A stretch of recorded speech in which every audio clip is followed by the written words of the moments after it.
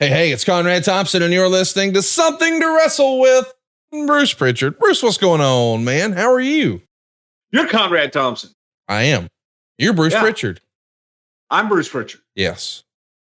And this is Something to Wrestle with. No, you got to point the other way. There you go. The thumb. See that way. Like you're there. Yes. Where am I? You're over there. Yeah. But you're saying like back there. I'm really over there. You're over there. There you go. Yeah. You're over there. Yeah. And I'm right here. There you go. And we're glad you're here with us because it is WrestleMania season. Better late than never. Was singing earlier. He was. He sang a little turn around. From the heart. Yeah. Is that what he was singing? Total Eclipse of the Heart. Yeah. How about that? So he was that wearing Meatloaf or was that somebody? Was that Blondie? I think that was I think her name's Bonnie Tyler or some shit like that. Okay. Or her. Anyway, hey, we're excited that you're here with us. It is knee deep in WrestleMania season 2024. We are glad that Bruce could break off a little bit of time for us. Of course, normally we drop on a Friday. We are recording on a Sunday morning. I'd like to say that we'll be on time next week, but I won't lie to you. We're doing our best to get these to you as often as we can. Bruce is a little busy these days because it's WrestleMania season. And I thought, you know what? Let's, dust off the record books here. Let's go back 24 years in our Wayback Machine to WrestleMania 2000. One of the old school WrestleManias we haven't actually covered yet over at somethingtowrestle.com. But if you're looking for information on WrestleMania 4, 5, 6, 7, Lord, just keep going. They're all available at somethingtowrestle.com. That's somethingtowrestle.com. That'll take you right to our YouTube. But our topic today, man, the 16th WrestleMania was not called WrestleMania 16. It was called WrestleMania 2000. It went down at the Arrowhead Pond in Anaheim. Believe it or not, just 4 years after the prior WrestleMania, WrestleMania 12. And Bruce, you've told us before that really things sort of changed for WrestleMania, I think with 17, where you guys started to look less at arenas, more at stadiums and domes and things like that. But hitting a town 4 years later, man, that's something I'm not sure that will happen in Anaheim anytime soon. WrestleMania 4 years apart. It was a damn good market. And California, Southern California in particular, really, really hot at the time. So it was the perfect place to be. And the folks at Anaheim Pond, they took good care of us. So even more so, better deals, better time to go. Do you, as a fan, do you prefer a stadium, a dome, or an arena? I prefer an arena. Now, keep in mind too, is the promoter in me? No, yes. I want to have, 50, 60, 70, 80,000 people there. I think that that's pretty cool. And it's a hell of a spectacle to be inside of a dome that's packed with enthusiastic people. I think it's a better presentation in an arena and it's more intimate. It also puts an importance on it and makes those, the tickets and that experience a once in a lifetime. Not everybody can get it and it's not as plentiful. So there's a big market for that. And I'm claustrophobic anyway. So I kind of like the arenas. But the grandeur that is WrestleMania and that what it had become was one of, this grand spectacle with, musical performances and everything that you can imagine that made it larger than life. Right. So, it morphed into the need for a stadium just so you can get everything in and allow more people the opportunity to be there and be a part of it live and in person and be a part of the grandeur. I really like the idea of WrestleMania feeling special. I mean, I do miss arena WrestleManias, but at the same time, we get all the other arena PLEs. So a stadium show, a dome show, the granddaddy of them all, the spectacle of the production really lends itself to WrestleMania. Of course, this is I guess maybe this is the end of the arena WrestleManias. I mean, I know you guys did 20 and that was, but really more because it was the Garden, I'm sure. But I mean, I think this is sort of the end of an era here in some way, right? WrestleMania 2000. Yeah, it is. We went back and forth. We did a few more arenas after that, but again, when you look at what people began to expect, and WrestleMania became that destination, that became a time for families to go on vacation, and let's take our vacation around WrestleMania. It offered an opportunity to, go to markets that had just more to do, like Yeah. Orlando, Los Angeles, Las Vegas, places like that, where there's something else to do. And then it grew into the week long whole experience where you had, the fan experience, you had the Hall of Fame, you had NXT, you have WrestleMania, and grew to 2 days. And it's a destination, man. It's an event. It's something that you plan for all year long. And whether it's you and your buddies getting together and going on a trip, or you taking your family out to go and be a part of WrestleMania. Well, I'm excited for us to talk about how we got to WrestleMania 2000 because it was a different type of WrestleMania. Let's start with the prior month. No Way Out 2000. We're just a month removed from a phenomenal, unbelievable match between Cactus Jack and Triple H at the Royal Rumble in 2000. And we follow it up with No Way Out 2000. And this is a career on the line Hell in a Cell.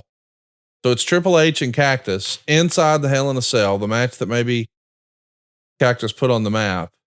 He's going to go through the thing, land in the ring, a little more planned than what we had the first time around. But that's supposed to be it. Foley is losing. He's lost his career. He's walking up the ramp, tearfully looking back down the aisle, and the show goes off the air. And that's it. Mick Foley's career is over. Who would have thought less than 2 months later he'd be in the main event of WrestleMania? Clearly that was not the plan, Bruce. I mean, talk me through just how all of that got unwound so quickly. I think it was just simply the story. And Mick, at the time, hey, things change. We all understand that. And we understand that when you're in the moment, how you can do and say things that are not necessarily reflective of what you really want, but you think you want it. And you've heard me say many, many times, dude, I'm done with the business. So I'm never going back. I'm not going to do it. I don't have no desire to do it. But I really did. And I did make it back. But I truly thought in the moment that never was never. Right. I think that Mick, when Mick, quote, retired and went away, that was it. Mick even said, I'm not going to be like Terry Funk and retire and come back. I'm retired. I'm done. And that just didn't turn out to be the case. So it was, I can't really give you a reason. It kind of turned into this hodgepodge of. Is it because Austin's out? Are you looking for more star power because Austin's out? I would have to say yes. I think that you're looking to, as Hulk used to say, stack the deck, brother. Yeah. And really, stack the deck of the main event. So more was more.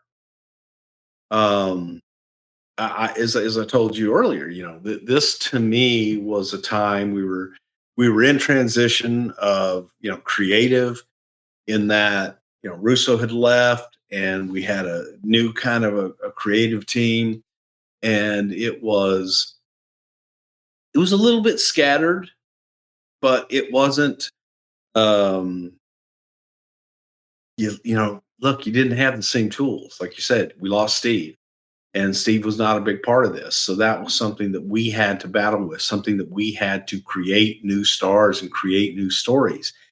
And I'm of the mindset that to do that, then you've got to create them. You can't just mask it by throwing in more. And in my opinion, I think that's kind of what we did, is we tried to mask it by saying, but look at look at this huge attraction with all of these stars in it. and that would make it better. In my humble opinion, I don't think it did make it better. I think that it made it more convoluted, and you couldn't focus and you couldn't build any star. One, you couldn't build to that one singular star because you're pushing four, and you're going back to and going back on a stipulation of an attraction that you had in Mick retiring and leaving, and he's not even gone for 2 months, and he's back in the main event. I think that you're stepping on yourself all along the way.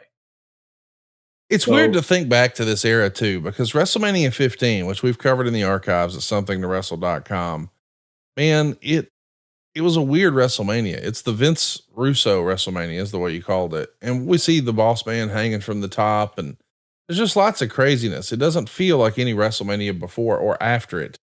But then 16 is sort of like this lame duck too, because at least with 15, you got Rock and Austin in the main event. This is going to be a 4-way with no Austin and a McMahon in every corner. And the follow up to that is WrestleMania 17, a WrestleMania that most of our listeners still believe to be one of, if not the greatest WrestleMania of all time. So let's talk about how we got the McMahon in every corner sort of deal. That started really, I guess, back in December of the prior year. Stephanie's going to turn on her father at Armageddon and reveal it was a plan all along with Triple H marrying her. And that feels like at that point in December, you probably had this in mind that it's going to be a multi-man main event. I say that because Big Show lost the title to Triple H at the first Monday Night Raw of 2000 and quickly turns heel afterwards and finds himself feuding with The Rock after The Rock tosses him out last at the Rumble to earn the world title shot. I gotta think, at least in December, you guys thought probably this is going to be Rock, Big Show, and Hunter. And then Foley's added after the fact. Maybe you didn't feel like that was enough star power. Would I be guessing there? Am I close? Yeah.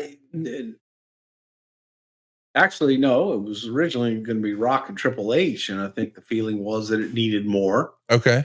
You had a giant there that could fit into that and be that spoiler in a triple threat.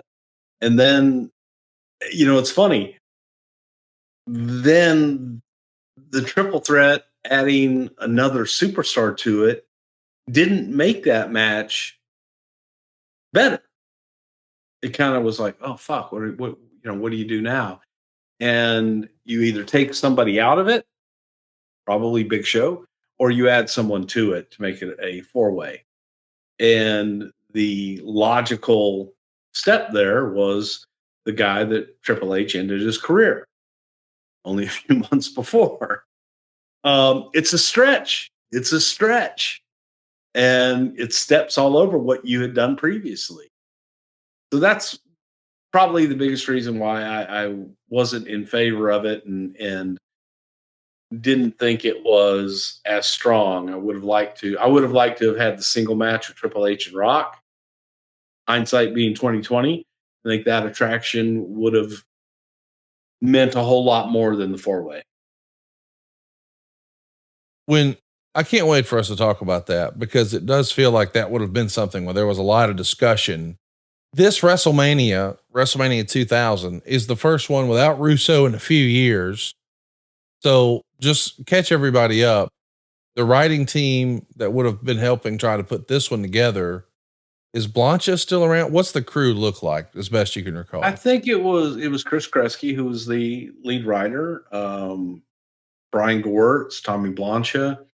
I think that, was pretty much it. I don't know if Michael had been brought into that group yet. I don't even know. I think Stephanie might have started dipping her toe in that water.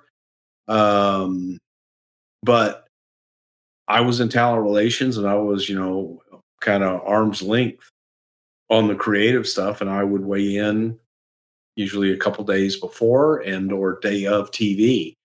But that was pretty much how I remember it. I think it was just Blancha, Brian, and Kresge.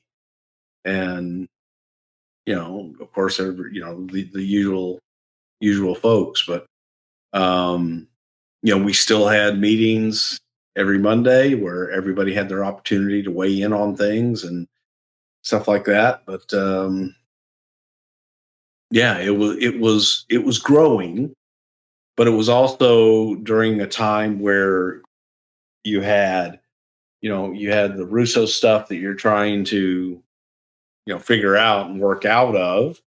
And I think there was still a tendency to go to that crash TV style, and where you can't predict what's next. And again, it's the evolution, and it's just the evolution of change and trying to do something different.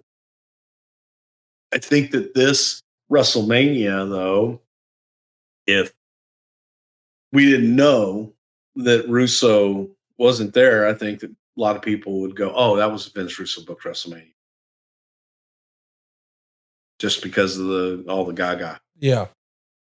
Let's talk about some of the uncertainty around this main event. I know we're spending a lot of time on this, and I'm sure we'll continue to, but I'm just fascinated with this process because there was some marketing material, some promotional material that leaked out once upon a time that showed the fourth spot in this match not going to Foley, but instead going to Chris Jericho.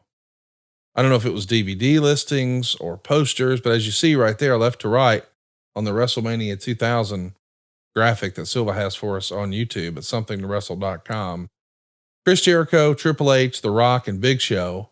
That's almost what we got, but instead with Foley. And listen, Jericho's been honest in his book. When he first came over, he thought he was ready, and then he realized, hey, I had to learn the WWE way. And he documented his trials and tribulations getting started, and just felt like he was having some trouble catching some momentum. Do you remember Jericho being in that spot? And ultimately, did Vince just not have confidence in him that he was ready at the time? I don't recall Jericho being in that spot, but I can see where Chris would have been talked about being in that. And maybe that was a very preliminary plan. And those materials go out so far in advance that I could see people from whatever affiliate relations or pay-per-view and creative services saying, what's it going to be? We'll put these guys on there. And again, it doesn't say anything about a four-way or anything on there. They're, the promotional materials that you put out in advance, it's just putting faces on there, superstars that you hope are going to be a part of things. And sometimes if it falls into a match, hey, bonus. But, I can tell you from personal experience, sometimes you're doing that stuff 3 to 6 months in advance. Right. So you're guessing. You're saying, okay, let's put this talent on the promotional materials. And that could have been very early promotional materials, which Chris may have very well been discussed to be in that match. So you're like, hey, here's some talent. Use these guys. Well, let's talk about Big Show. He finds himself aligned with Shane McMahon, and a match is scheduled since Hunter and Stephanie are running the company now on Raw, where The Rock is attempting to regain his world title shot by putting his career on the line. Shane's going to make himself the referee of this match because, well, of course he does. But during the match, Vince McMahon makes his first appearance in months to a huge pop. He comes out and hits Shane with a chair and counts the pin for The Rock, who's now back in the Mania main event. This pop for Vince, unbelievable. And it really shows you how established he was as a television character. I mean, this guy used to be the commentator for every single show, but boy, that all changed in 98. And a couple years later, he's a megastar. So believe it or not, Vince got the biggest pop of the night. That's pretty crazy, huh? Well, sure. And I think that, that goes from being away and being just so entrenched in the Austin scenario. And anytime you take a talent away and put them on the shelf for a while and they come back, you would hope the audience remembers and is going to be happy to see them. So we know Triple H is the champ and Rock has won a title shot, but Shane is a McMahon. So he has a little bit of say, and he says it's a three-way now and Big Show's in it.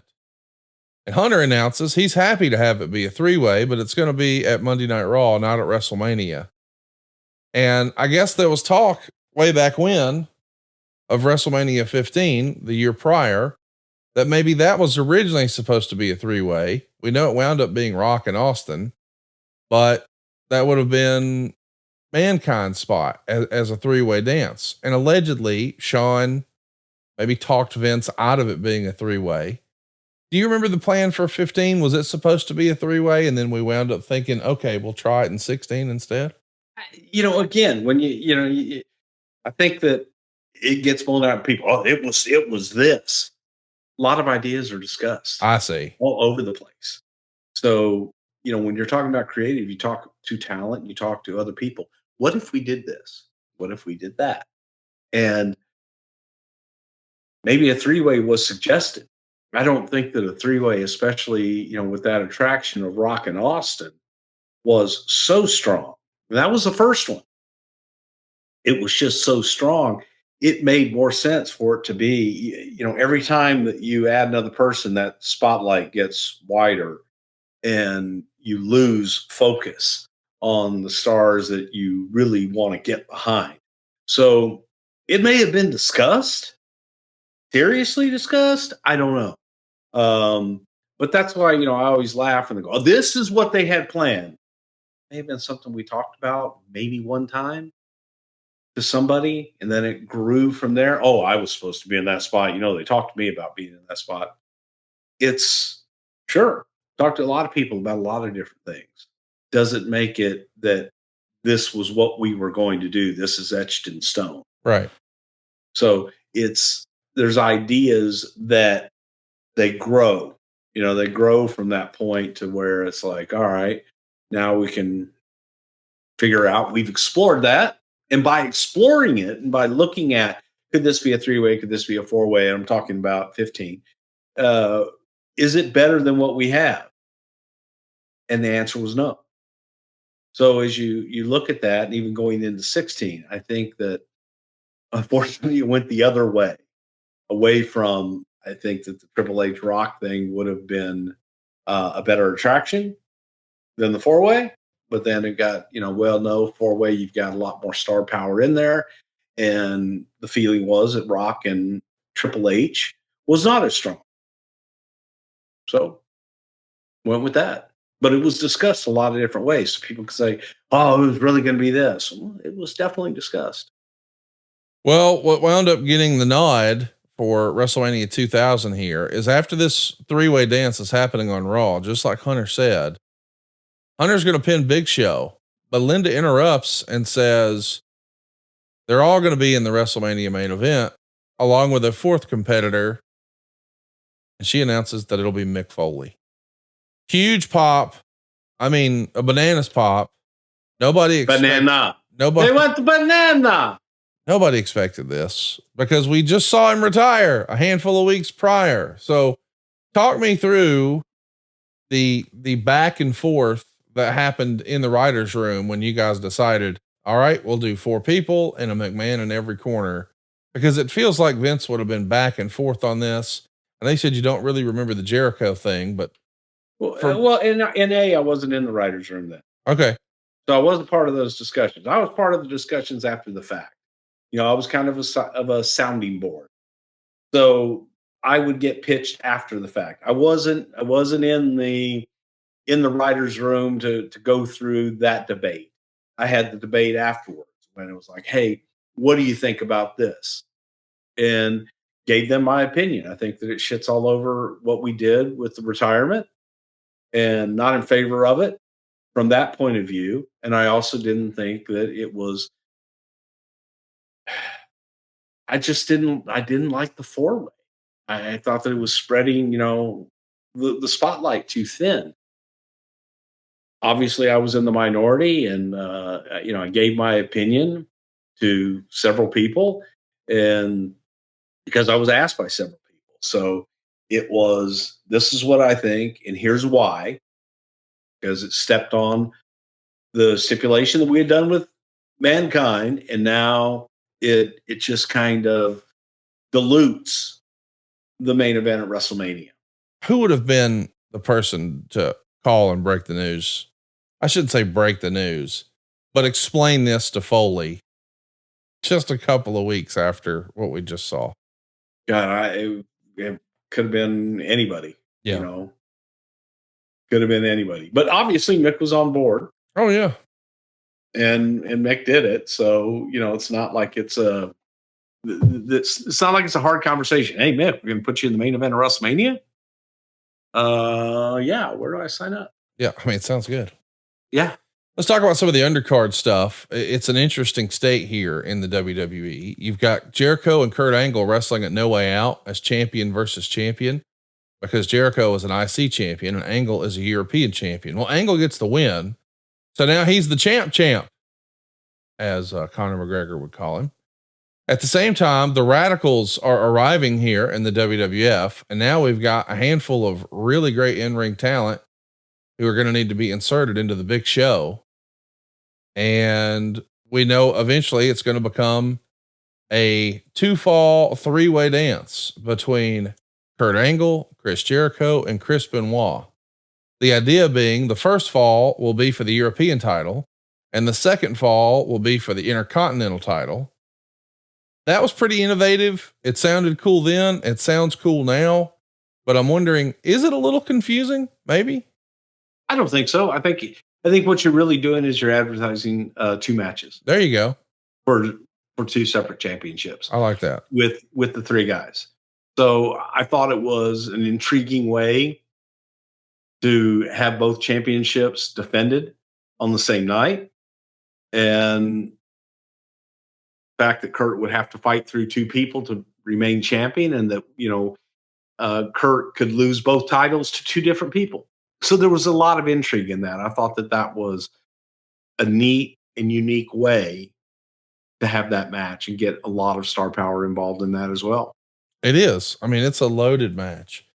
The card is full of multi-man matches, which, considering the amount of talent, I guess isn't surprising. The next big match is Edge and Christian taking on the Hardy Boys and the Dudleys for the WWF tag titles in a ladder match. The build to this obviously starts with the Dudleys and Hardys back in the tables match at Royal Rumble. Fantastic match. Go out of your way to see that one, Royal Rumble 2000. And then at No Way Out, the Dudleys are going to defeat the New Age Outlaws to win the tag gold. Meanwhile, Edge and Christian defeat the Hardys when Terry Runnels turns on the Hardys to become the number 1 contenders. I mean, obviously those 3 teams would create so many magic moments on pay-per-view, certainly at WrestleMania, at TLC and 17. But we sort of get the precursor for that at WrestleMania 2000. Did you guys know almost immediately these 3 teams have chemistry? And then I'm sure Michael Hayes was pushing for more stunts. No?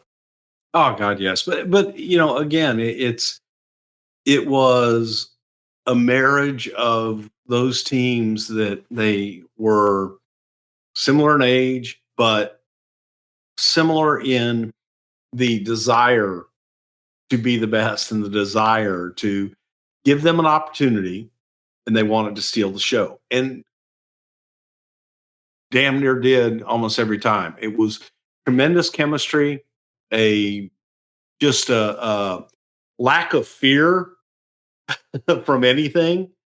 So they were willing to do what it took to take it to the next level and to make people go, holy cow, man, that match just was incredible. Follow that. Right. And again, I just think that the Hardys, Dudleys, and Edge and Christian were 3 teams that were synonymous with innovation at that time frame in the business. There's no doubt about that. And there's no doubt that Vince was getting more stroke as the company continues to enjoy so much success. He's pretty hot and bothered about Barry Blaustein's movie Beyond the Mat. Same movie that he allowed cameras to film backstage, but maybe hang on a second. See, you're saying movie. It was never presented to us as a movie. Okay. It was presented to us as a documentary, and an art house documentary that would be released in art houses in very select release. It was never sold to us as being a movie, because if it had been sold to us as a movie, that would have been a completely different conversation. You mean a theatrical release? Yes. Okay. Well, he's pretty upset. Pronoun boy, he being Vince. He demands that UPN and USA pull the advertising that have been allocated for Beyond the Mat. We've talked about this in the archives before, so if you want to hear more about Beyond the Mat, it's all available for you over at something. Well, and again, it's important that you understand that when you're doing a documentary, okay, people don't get paid for that. That's you're covering that. When you do a theatrical release for a motion picture, there's a lot of money involved there, and usually you're paying the people that you're interviewing, and you're paying the people that you are filming. So the representation in the beginning by Ron Howard as well was one of, no, this is just a documentary. This is not something that's going to be theatrically released. And I think after everything was done, it was like, oh my God, look at how big the business has become. We could release this theatrically and make a lot of money, which is what they did. Don't know how much money they made, but did release it theatrically. And that was never the deal. I don't think we would have been a part of it had that been the deal. It was just a revenue issue. It was a revenue issue, and also was a good faith issue that, it's, hey, Conrad, let me come to your house and I want to record you and have access to everything that you do. Because I'm just going to put a documentary together, and this will be seen in very small circles. This is before Netflix. This is before, right. The documentary was something that was, again, seen in art houses. It was seen in, maybe you could sell it to a History Channel or something like that. So it was not what they have become. So it was presented, and it was first presented by Ron Howard. And again, it was the semantics, and it was, let me use your name, but I'm not going to pay you for your name. I'm not going to pay you for what that means. And I'm going to go sell it over here if you'll let me, you'll let me shoot it, versus I want to use your name and I want to be able to tell a behind the scenes story. I'm not going to make any money off of this, maybe minimal for the art house and what have you. It just was not what it was represented in the beginning, is not what it turned out to be. Well, if you were curious, I don't know that you really were, but if you were curious, $2 million, that's what Beyond the Mat did in theaters. So, okay. Didn't exactly do big box office. The WWF, but could you imagine what it would have done if you would have promoted? They come in and said, "Hey, we want to do a movie," and we got behind it. Yeah, crazy. It would have done a lot more. Do you think that'll ever happen? What? That there will be, I know that, there's been documentaries that are being produced and things like that about the way WWE operates, or maybe just Vince. I don't know, but I'm just wondering, let's say, imagine in 2024, do you think there's a scenario where TKO perhaps would, in the current wrestling climate, could a movie like that work? The movie you're describing, and the company promote it, and sure, people go to the theater. Yeah, it could. I don't think, I can't tell you the last time I saw a movie in the theater. I did yesterday, by the way, Late Night with the Devil, or something like that. You would really like that. Okay. But you can't even remember the whole name of the movie. Is that what it was? I think it was Late Night with the Devil. Okay. So, but again, I think that for Peacock, or for, yes, I think that they're out there. I think everything that, whenever someone does a documentary or anything like that, now they are looking at it from the standpoint of, this is going to be an attraction. This is going to be something that, people are really going to want to see, and they promote them like movies.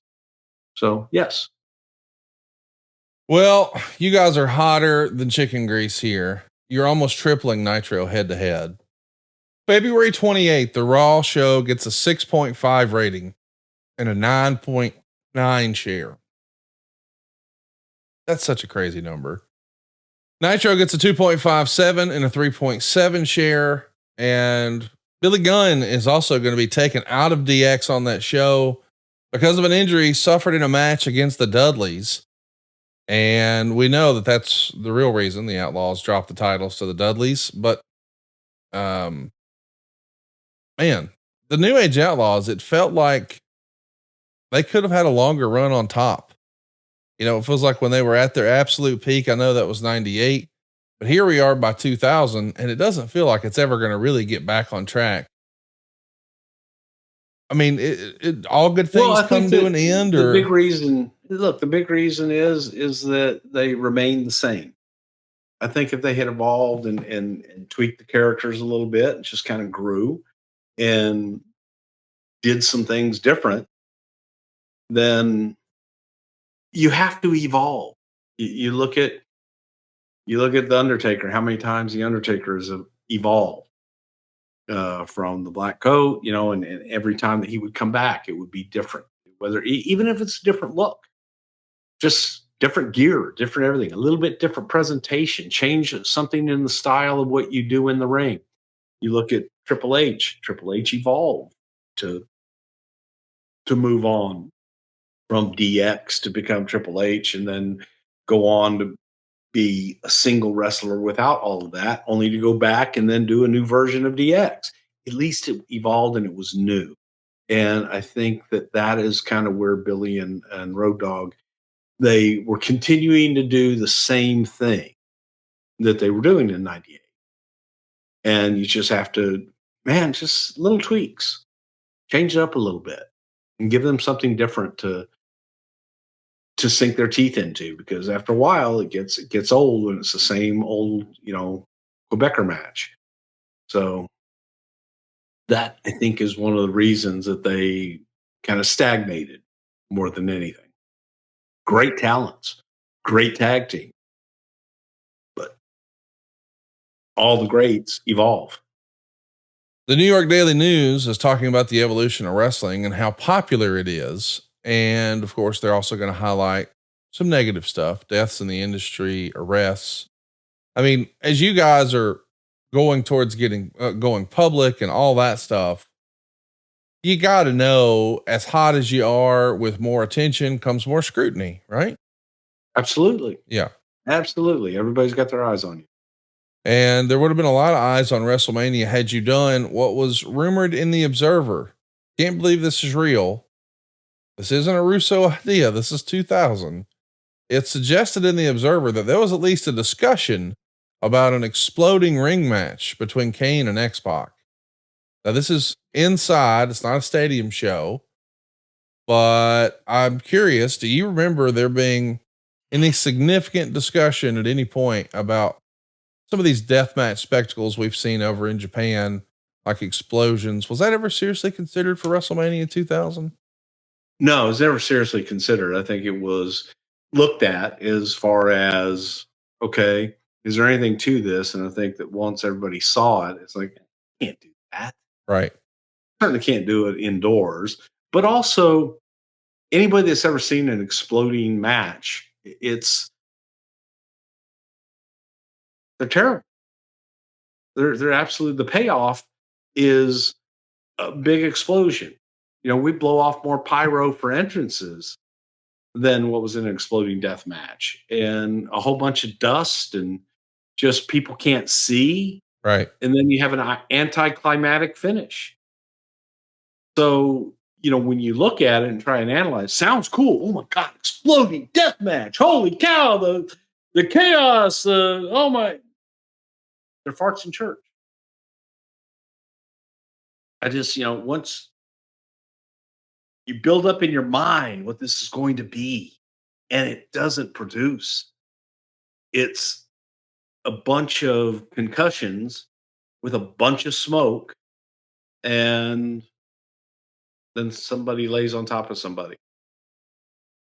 So the referee wears this whole outfit. Yes. Like the fireproof outfit.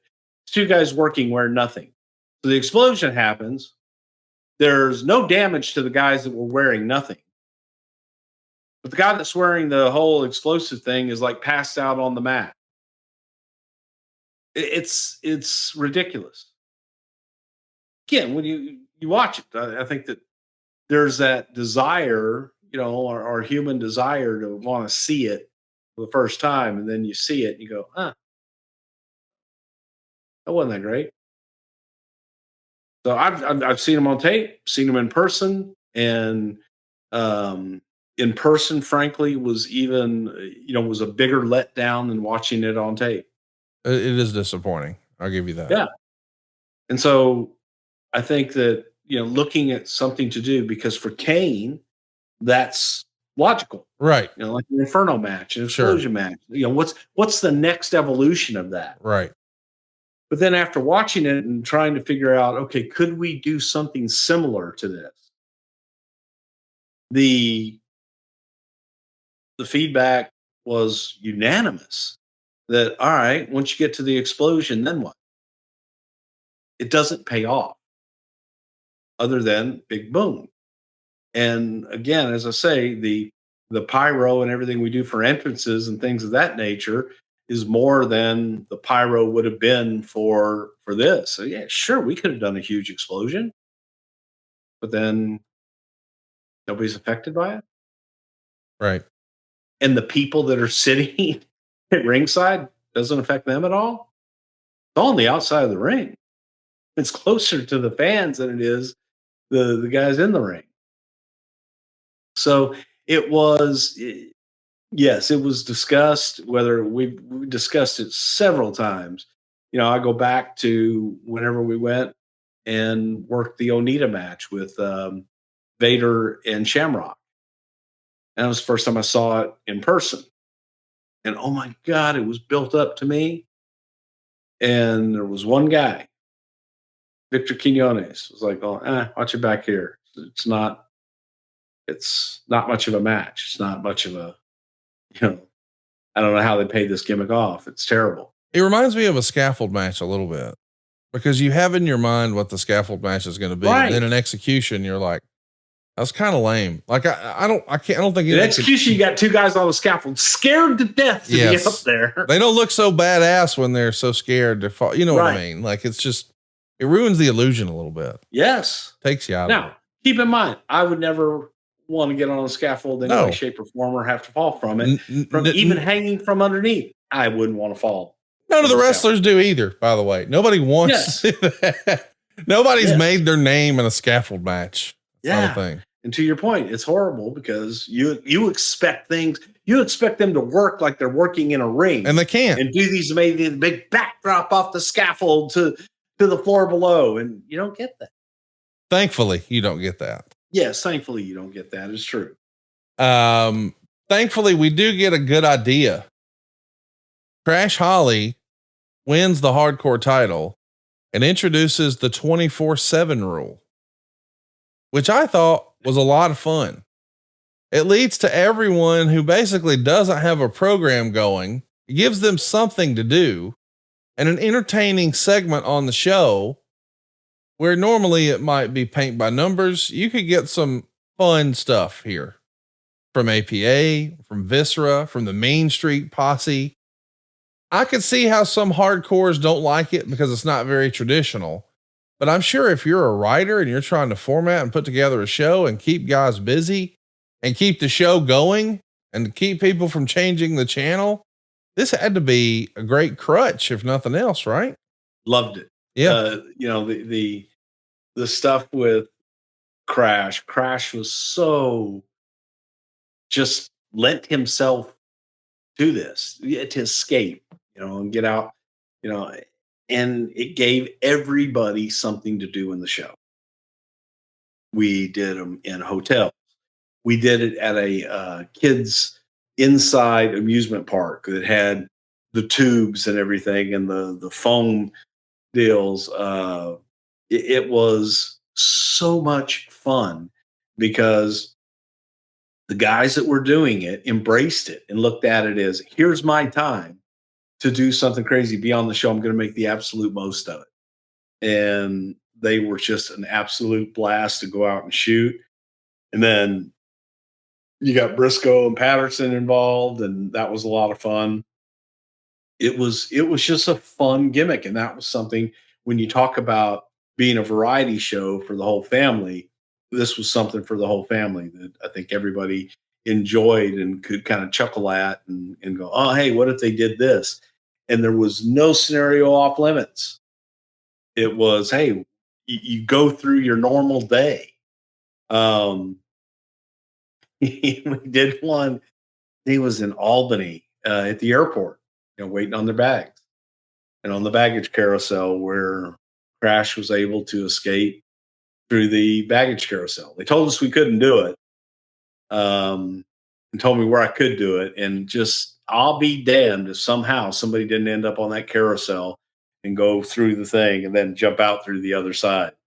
And then we immediately exited the premises. Well, oh, I'm sorry, man. I didn't know they were going to do that. He fell. Didn't know that was going to happen. And we moved on. Head They were Cheese. very quick to ask us to leave. Oh, I'm sure of that. Head Cheese has some segments airing in the build up to WrestleMania. Al Snow attempting to give Steve Blackman a personality here. This is silly but fun. This has Brian's fingerprints all over it. If you had to guess, does that sound right to you? Yeah, it was. I mean, look, it was entertaining. Yeah, it was. It was fun because that was Steve. Yeah. Steve's a pretty straight-laced guy. If you get to know him and you get to talk to him, man, he's got personality. But Steve was very guarded. Whoever got to see that, and he's a pretty black and white, simple, straightforward guy, and be able to get that by putting some humor around it. And Al, I thought, was magnificent with the whole head cheese thing and getting, there was a part of it too, I think, for Al trying to crack Steve. I see. To get to the point of where Steve would actually laugh and get to it. So, there was that element as well. I think we were all looking for that one element to crack Steve. And nope, didn't happen, man. He was on camera exactly as he was in real life, and that was able to be portrayed, and you felt that through the screen. Let's talk about something else that's happening in this era, and it's about Rikishi. He's in the main events on TV building up to Mania, but his involvement in the show is limited a little bit because he's going to be Kane's tag team partner. Was it just so new to have Rikishi and Too Cool that it was just hard to find a spot for him on the card? I mean, I've never written a WrestleMania, but I imagine every performer wants to be on WrestleMania. Everybody wants their big moment. They want to perform on the biggest stage. And I know sometimes things like the Andre the Giant Battle Royal are going to be there, and we're going to have multiple ladder matches, and maybe there'll be some 8 or 10 man tags for brand superiority or whatever. As a fan, it looks like we're just trying to get guys on the card and try to make people happy as much as we can. But it feels like in hindsight, Rikishi and Too Cool could have been hot here, or were they just getting hot so late that it was hard to just find a spot for them? Well, again, hopefully you're able to plan WrestleMania many months in advance, and you have a plan, and something gets hot in the meantime. Sometimes you can slide it in, and sometimes you can't. Right. I think that's just where the issue was with them. They were coming up and they were coming on strong. But if it didn't really fit, there are only so many, dude, the first WrestleMania that I ever did was WrestleMania 4. We didn't know about times and time limits on pay-per-views and things like that. I mean, we did, but it wasn't really taken into consideration because you thought, okay, I got a 4-hour window. As long as it's within that 4 hours, you look at WrestleMania 4, it was every bit of 4 hours. That's too long. I've been a part of the really, really long WrestleManias, and it doesn't feel good after a while. We're going to talk about this one here where we had all day long. You could buy and see the events of WrestleMania, what led up to it. It's overload. Now, there are this segment of the fans that love that. and are going to, man, we'll have a party. We'll watch this shit all day long and be a part of it. And that's cool. We love you.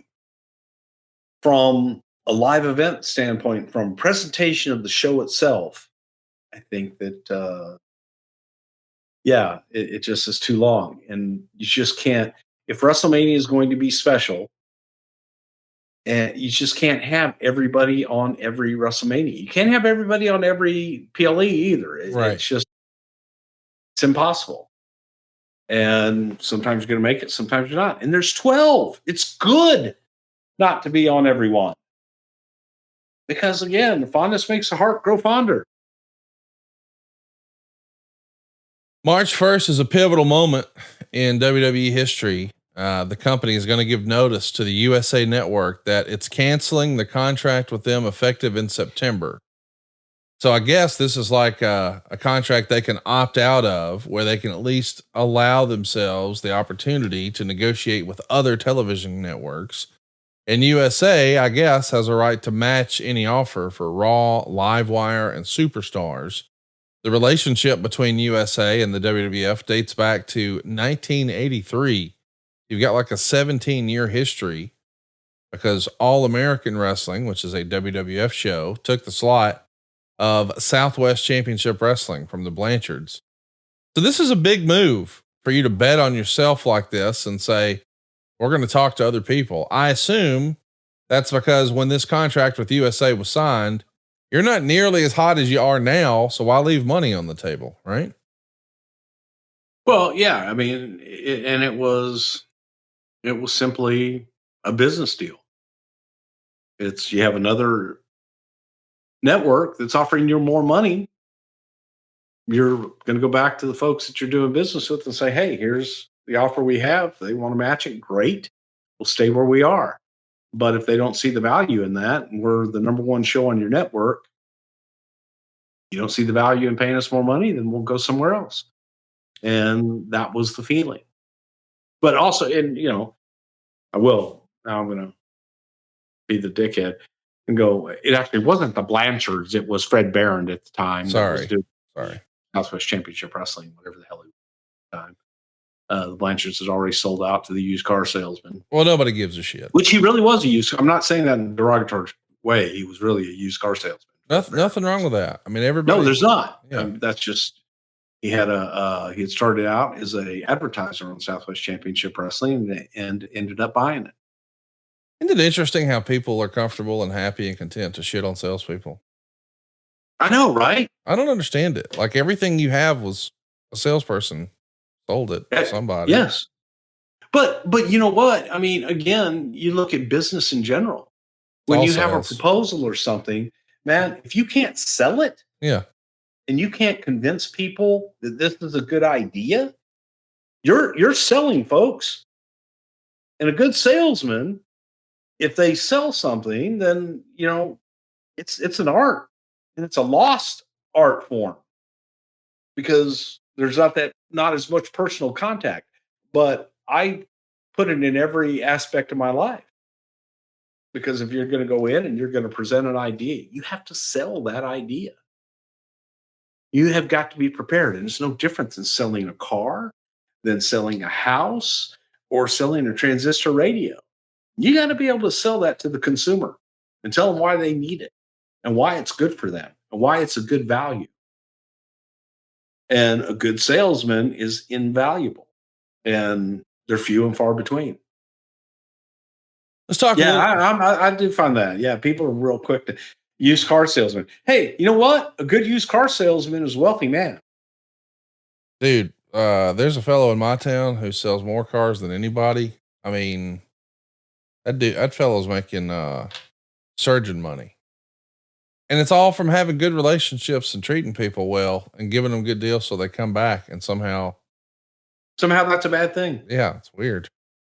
Yeah. Let's talk about the rumor and innuendo here. It was speculated in the sheets that when you guys gave notice, that's because CBS and Viacom are interested in not only offering a TV contract, which wound up being true. You did go to Spike, but it was suggested here that they might also be trying to get an equity stake in the company.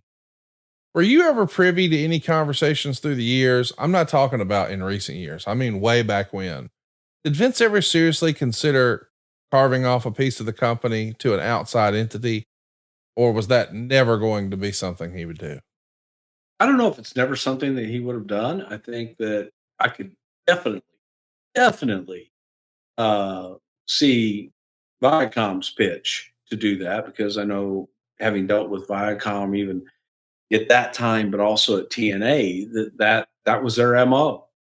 They wanted equity in the shows that they had on their network, so it gave them incentive to do more with them. And I'm pretty sure that that's probably, I don't know, but it wouldn't surprise me if they did, because that was their MO with TNA. Right. That was their MO with oh God, what was the name? Was it Bellator? Yeah. No, Bellator. Yeah. Yeah. They did Bellator. Bellator. Yeah. They Um, bought it. Yeah. yeah, their whole thing was, you got to own a Yeah. portion of what you do, and that's, look, man, that's a smart strategy for a network. Right.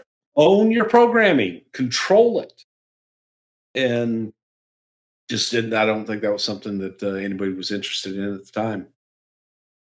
Well, everybody had to be wondering in the wrestling business, wait, does this mean WWE might be going to TNN? This is before it was called Spike. It was TNN. And they already had a wrestling show on that your great close personal friend, Paul E. Dangerously, was running. When this news comes out that you guys gave notice, and then the sheet starts saying, oh, they're going to be talking to Viacom. You get a phone call right away from your pal Paul, or you give him a heads up, or what's that look like? Paul knew. Yeah. I mean, look. Paul knew there was. They Blood weren't in the continuing. water. They weren't continuing with ECW. Right. That was So apparent. yeah, Yeah. that wasn't a surprise to him. No, I mean, he used to go on TV and challenge them. So he knew it was coming. Yeah, On Raw, we see the March 13th Bubba Ray Dudley power bomb of Mae Young through the table. We've recently talked about that, and my goodness, what a story that is. It's a way to write her off TV, I assume. And here comes Moolah, and she turns heel on Mae, calls her a bitch. What in the world? We got old lady heat. you ever seen Old Lady Heat? It doesn't sound like fun. Well, it's Old Lady Heat, man. It doesn't get any hotter than that. Tell you, May and Moolah, pleasures to work with. They were so much fun. They were willing to do any and everything that you asked them to do. I remember, that particular night of May going off the stage, and I said, May, I got to see it before you do it. And she just took her own bump right then and there without anybody being ready for anything. And I'm like, thank you, May. That's not what I was talking about. I need to see Bubba do it. And they just were, they were tremendous, and they were better workers than a lot of people that, that were in the ring at the time. So just tremendous individuals and tremendous workers, willing to do any and everything to get something over. But you guys have a diamond in the rough here. We would see on one of these shows, Dean Malenko pin S.A. Rios for the light heavyweight title. And interestingly enough, that's how Lita gets a nod here. She's paired with S.A. Rios. You guys clearly saw something in her. She's got brighter days ahead. Man, that was a lucky break of hers to be paired with him just long enough to turn some heads, and she became a Hall of Famer. Who would have thought, though, right? Yeah, she was somebody that I had seen on Independence. She also had gone to the Funkin' Dojo, and then she went to ECW. I think she was Miss Congeniality. Used to clip her toenails and eat them, as part of the gimmick on ECW. I asked Paul, I said, how is she? And he says, she's great. She's a star waiting to be made. And we brought her in. She was trained in Mexico. I think she started training in the Carolinas, went to Mexico to fine tune her training in the ring, and was just a tremendous athlete and tremendous just personality. There was something about her that you couldn't look away. She has an instant charisma, just walking. You know, she walks with such confidence, and she's got a strut about her that it's like, all right, there's somebody special. Brought her in, talked to her, and man, we were ready to go. And looking to do something with God was it was Aguilera in The Mask in Mexico, and came in and made him Papi Chulo. And he was, we were looking for a lot, you know, out of Ese Rios, and thought give him a female companion that's going to help as well. And she emerged a star out of that twosome. No doubt.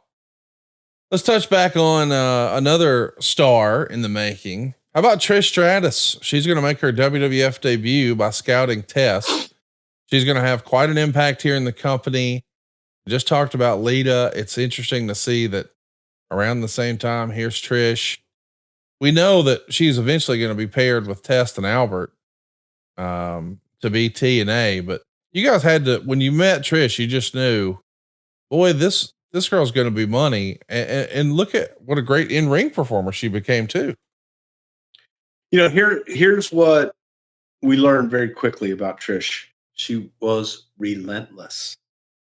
Wouldn't accept no for an answer, and was out busting her butt training and doing everything that she could to get better, so that if she ever got the call, that she wouldn't fumble the ball. Trish was green as grass, but she had a great attitude, and she showed it in her work ethic, and she continued to train. She trained, I believe, with Ron Etchison in Toronto, and she trained with us, and just continued. She never stopped. When she got on the road, she would get in the ring and she would train with people. Fit Finley, when Fit finally came over, man, you couldn't get them out of the ring. It was, she constantly wanted to get better and put in the work to get better every single day, so that she couldn't be denied. And Trish came out, and we started her as a valet so that she could start being around the business and start, you know, seeing up close and personal, you know, what it takes. And that did, she never shied away. She was like, okay, I can do this, and I'm going to do it. And nobody could tell her no. So that kind of attitude in and of itself speaks volumes as far as what you look for and what you want to get behind, is someone that is willing to work hard and do whatever it takes, and put in the time and the effort to become a huge star. Let's talk about the Jericho Angle Benoit story. It gets a little messy. You get Bob Backlund involved with Kurt Angle. Eddie Guerrero is trying to steal China away from Jericho. And Chris Benoit is just trying to win a damn title. You even have Taz involved. He's going to brawl with Bob Backlund. There's a lot of players here, but I got to tell you, the head scratcher is, why Bob Backlund? I love Bob Backlund. I'm glad he's on TV every time, but why is he back here? Yeah, former WWF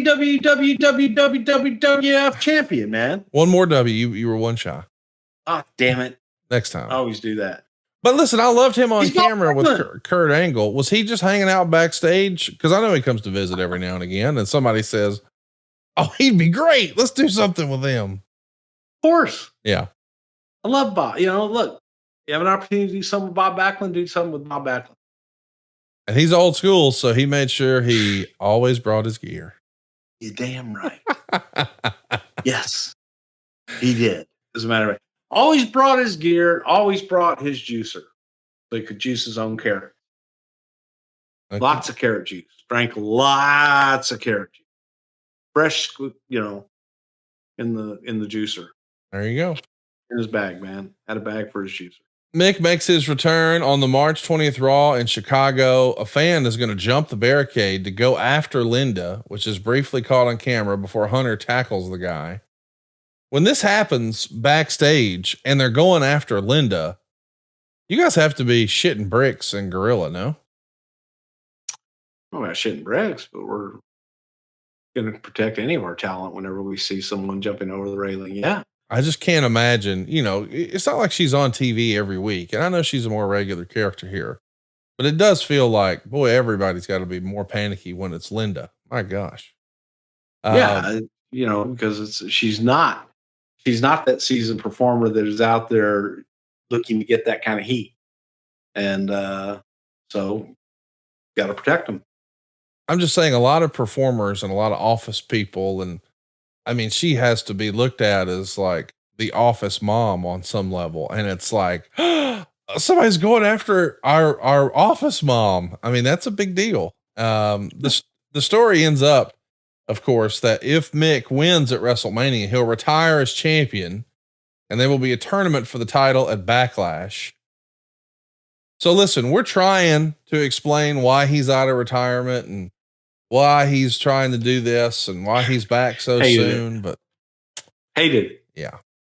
I mean, because then to me, I'm not rooting for Mick. Yeah. You don't want him to have a tournament right away. Who cares? Right. Okay. Yeah. Why win it to just go away? Thankfully, some other bad ideas come to an end. The Good Father is gone. Now it's the Godfather. He's back to just being the Godfather. So thankful for that. The Good Father was not very fun. We also see Terry and Kat getting into it on GTV. GTV was on a break for a bit and now it's back. Was there ever going to be a payoff in mind for GTV? That's one of those Russo holdovers. But you're still doing I don't think he ever had a payoff. And when you guys started picking it up again, you didn't have one either? I think it was going to be Val at that point. Okay. When they picked it up, I think it was going to be Val. Terry and Kat are going to be a singles match on the show. That's a real sentence. It's dubbed as a cat fight. Val Venus is going to be referee. Because Kat's in it. So she's fighting. Of course. Yeah. This is the first WrestleMania in 6 years where The Undertaker is not on the show. And the first WrestleMania in 4 years where Steve Austin is not on the show. I mean, it's one thing to be down one of your top guys, but two of them, it's going to feel like a different WrestleMania, right? It sure is. And, man, doing it without Taker, that was kind of I think for him, it was a bitter pill to swallow. And, he was hurt and getting some surgery, whatever it was, but it was tough. And you try to think of anything we can do, but right. It's better off rather than doing something that's not going to be as effective, or just do nothing and wait till it's right. Let's talk a little bit about spring cleaning, because that's what it feels like you guys were doing here. You've got to get your house in order in time for WrestleMania. Well, this episode is brought to you by the spring cleaning champions, Manscaped. This season, make sure to groom your carpets and the drapes with the leaders in below the waist grooming. Clear out the winter bush with Manscaped's Lawnmower 5.0 and watch your confidence bloom like springtime flowers. Embrace the season and join the 10 million men worldwide who trust Manscaped with our special offer. Go right now to manscaped.com and use the code STW for 20% off and free shipping. After using Manscaped, I can finally say I've caught the spring fever. Introducing the season's champ, the Lawnmower 5.0 Ultra. It's their 5th generation trimmer featuring 2 interchangeable next gen skin safe blade heads. You got a standard one to take a little off the top and a brand new foil blade to go smooth wherever your heart desires. There's also a couple of LED spotlights to help you guide your way through that winter debris. And you can also navigate those delicate areas with a little more confidence thanks to not 1, but 2 LED spotlights. You don't have to worry about making a mess either.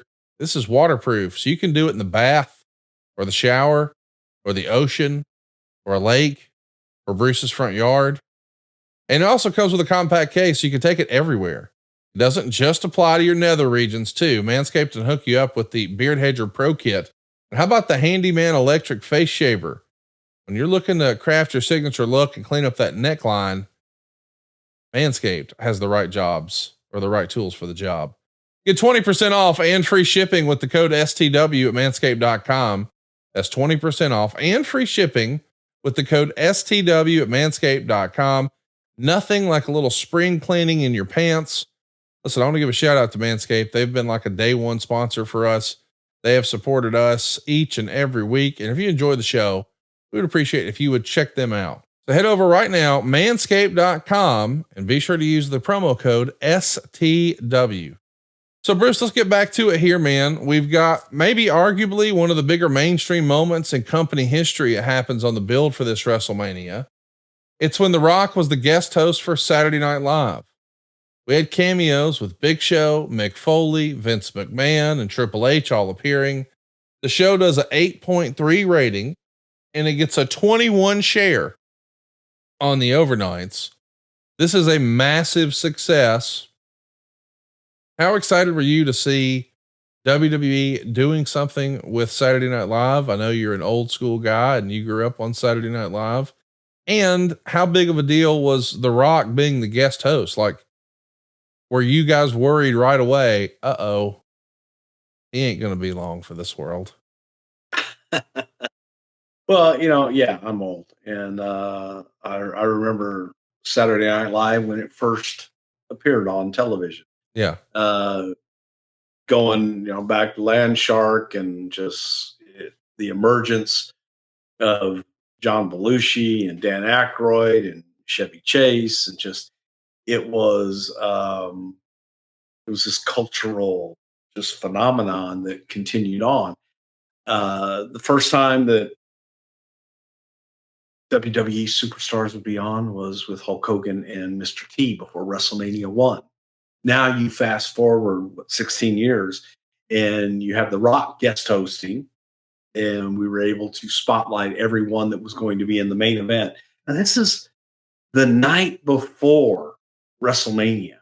So huge promotional opportunity for us to be able to have our biggest stars on this huge stage, live television, NBC, live from New York, and then get on a plane and head on out to Anaheim to do the show. So it was great. I thought Rock was absolutely magnificent in hosting that night. Everybody was. It showed Big Show, had this incredible sense of humor and timing that was, we call it Big Show timing. So it spotlighted everyone beautifully and was a great plug for tomorrow's show. So yeah, and looking at it, you saw the beginnings of The Rock and his just movie career is entertainment. Look, it started out, he's a natural. He's an absolute natural. So you got to see it at that point. And a larger audience outside of our world got to see it. It's amazing to think of all the moving parts that are happening in and around the wrestling space at this time. We just mentioned that you guys have given notice. You at least want to negotiate to leave USA. You're getting more mainstream publicity and criticism, but clearly Viacom and CBS and others, they don't care. And on the other channel, man, they're just grasping at straws. WCW makes the announcement that they're going to have Vince Russo and Eric Bischoff start working together in early April. And they're going to reset all the storylines on the other channel, strip all the champions, the whole deal. Eric Bischoff, of course, is the guy who famously put Raw on ice for 83 weeks. And Vince Russo is the guy who famously took credit for Raw making the big comeback. And now they're both working together in WCW. You didn't really know Eric at that point, but you knew Vince Russo. What'd you think of that news when you heard that they were going to work together in WCW? Immediately and again, I didn't know Eric. Right. Just met him one time for his audition here and just knew of him and stories from people who had worked with him. The feeling was the egos would never work together. While in the beginning, you would think, okay, hey, I could see them selling one another to each other. But I don't think that anyone had the confidence to think, all right, man, these egos are going to work well together. And I think history would prove that they did not. But it wasn't like it wasn't a, oh my God. It was a, oh my gosh. What's this going to be? And I think that, they proved it by the very first show that they had, by having everybody together and say, hey, folks, this is all the work. None of this is real. And we're going to now write these storylines better. Like, you take away my suspension of disbelief. I know that a movie isn't real, but you don't come out at the top and say, okay, folks, Right. none of this is real. So I just thought the approach, my opinion, was not a good one. And to throw away everything, the history that had been done, I always think that you need to work from a foundation. If you're going to change it, work from that foundation and change it. Make it gradual, make it make sense versus saying, okay, take all that away. And maybe sometimes you have to start brand new, but I did not think the approach was the right approach.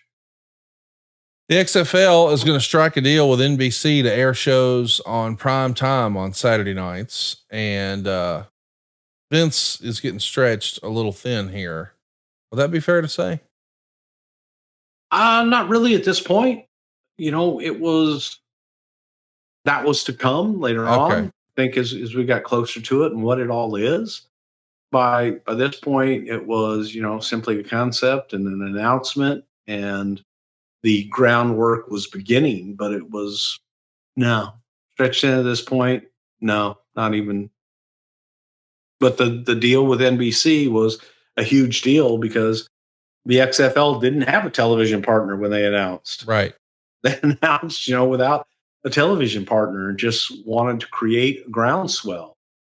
Didn't exactly know how they were going to be able to distribute this. And there was hope with the relationship with Viacom that, okay, we'll leverage this to get the XFL. And Dick Ebersol and NBC came in. Dick was president of the sports for NBC and made an offer. And it was one of those situations where, do you have anything?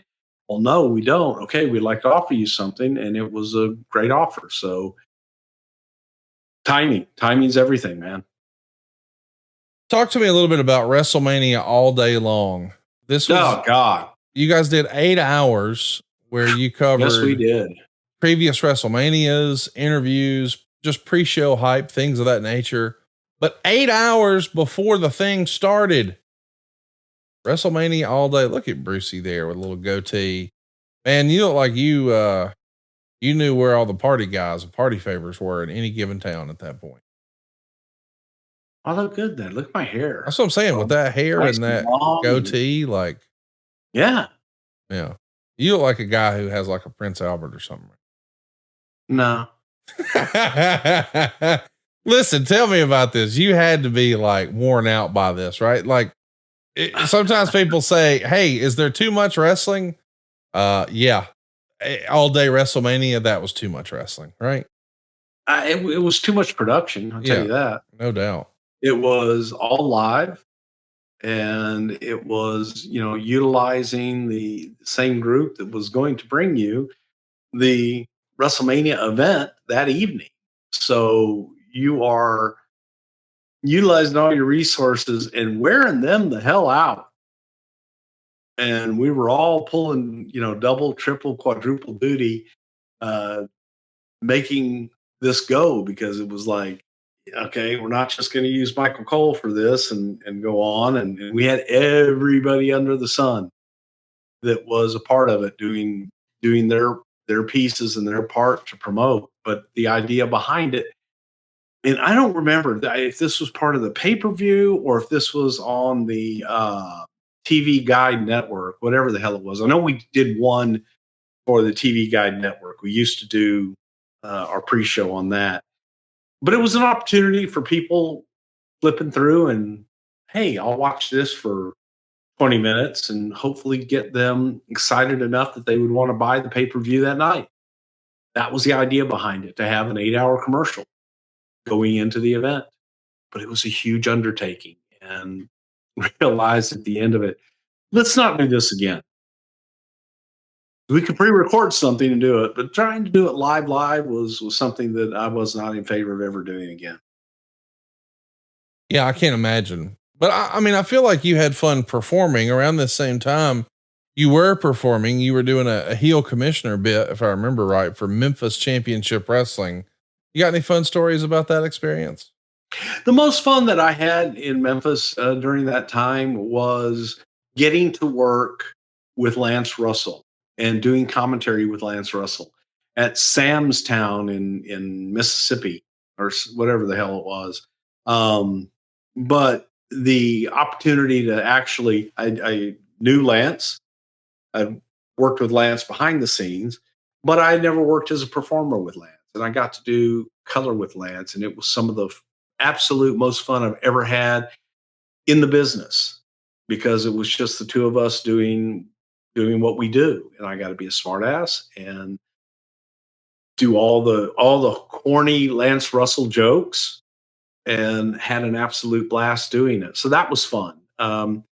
It was I had to be down there anyway because we had a lot of our developmental talent in Memphis at the time. And Lawler had thrown at me, goes, why don't you be an on-air character? And I it's crazy. I'm not always, if it's my idea, great. You know what I mean? But I wasn't crazy about it, but I had fun doing it. You know what I mean? I didn't, it wasn't something that I looked at and go, oh my God, I would love to do this. Hey, Jerry, what if we did this? It was, "Ugh, okay." And then I had fun doing it, but I had to be talked into it. Let's talk about The You know Rock. what that's like, right? Getting talked into it. Yeah. Talking me into doing things I don't want to do. I've done that this morning.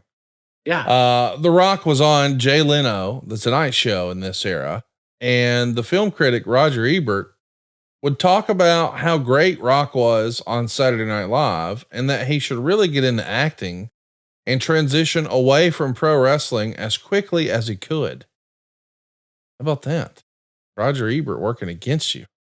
Bastard. I say thumbs down. Thumbs down. Agreed. Let's keep The Rock in Yeah. wrestling. I'm sure. I wish that current Rock could hear old Roger Ebert say that, and then he could say, "Go home and smoke some more crack." Yeah. The Go Home Raw opens up with the traditional 30-minute promo of the McMahons fighting, Hunter's involved, Stephanie and Linda are getting physical. This is probably the peak of McMahon's on TV.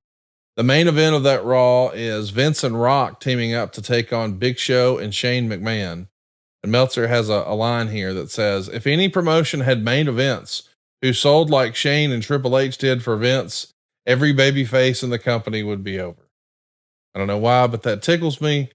But yeah, everybody was selling for Vince. Vince is going to knock out Hunter. Foley puts the claw on Show. Rock is going to pin Shane after SmackDown, which features, well, not much besides Spanky and the American Dragon working a dark match. That's pretty crazy when you think about it, that Danielson was working dark matches in this era. Golly. WrestleMania all day long. You're on the show in a segment with Ivory and Michael Cole. It's quite a day. Pretty sweet of you to shout out the family at the end of the segment. I know you weren't really keen to do it again, but do you think the idea, because like they do this for the Super Bowl, it's an all day show. I get it. Were you a fan of that? Just wish there was a different crew who did it and you didn't have to do it? Or is it just a bad idea all around? Again, I think that if there was a way to execute it differently, yeah, I mean, great, go do it. But when you talk about the NFL and other people that do it, they do it. Man, those are different segment producers. Those are different talent. Those are different camera crews, production crews. They all have their own separate deal. This was all of us, all hands on deck, doing it. And then, okay, now we're going to shut down. Now we're going to go do the show. Big drain on time, big drain on your energy. And I think that if it had been a separate crew all across the board, separate announce teams, separate production teams, separate everything, then maybe it wouldn't have been that big of a drain on those of us having to go and produce the show. Let's I looked good there. By then I was clean shaven. Let's talk about the gate. We got 16,716 fans who were paying $1.347 million. So $1,347,800. Another 277,000 and change at the merchandise stand. That's going to make it the fourth highest gate in American wrestling, behind only WrestleMania 3, WrestleMania 5, and the prior year's WrestleMania 15. So we're not quite into stadiums and domes, but goodness gracious, heck of a house. Yeah, you like this though? Oh yeah, going back to that look there. The taco meat, getting it out. So I don't understand the taco meat thing. Well, you don't have. What does that even mean? Chest hair. You don't have enough. So, but why do you call it taco meat? If you're a person who has kinkier pubic hair, like our buddy, my bartender buddy, he's got a little patch right here of just kinky curly black hairs that looks like taco meat. Is that like an Alabama thing? I've never heard that other than from you. Okay. That's fine. I've never heard anybody just in the middle of a conversation. So, we're both weird. Well, rock and roll ain't noise pollution. I've heard rock that. And roll will never die. I've heard that. I mean, I heard a Hispanic fellow singing Turn Rock and Around. roll. I mean, it ain't no riddle, man. To me, it's just rock and roll. Do you want us to have Silvadur run in and do Total Eclipse of the Heart? No. Fast? Okay. I took a look inside your bedroom door. Taco meat. So part of the problem, according to Meltzer, I saw you there lying on the bed. I asked you if you want a little rhythm and love. You said, I want to rock and roll. Yeah, rock and roll ain't noise pollution, man. Remember that. That's real cool, man. It is cool. It is. I agree. Yeah. Meltzer would say part of the problem was timing. In order to make WrestleMania special from the other shows, they lengthened it by 1 hour and added a live heat show, meaning instead of a 2-hour, 45-minute live event, it was 4 hours and 15 minutes without any singles matches. The cat fight doesn't count.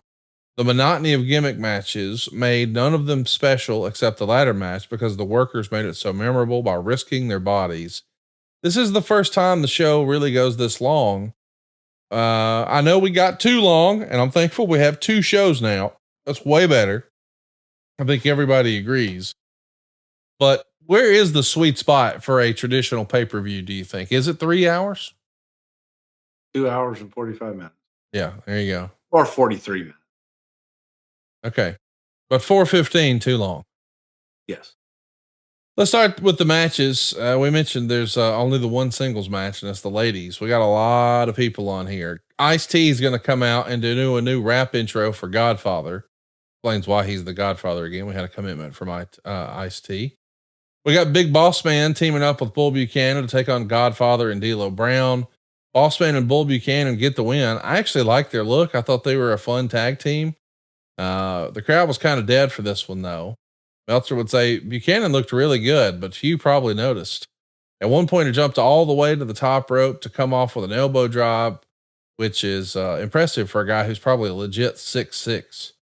We haven't spent a lot of time talking about Bull Buchanan. Why don't you think he had a longer run with the company?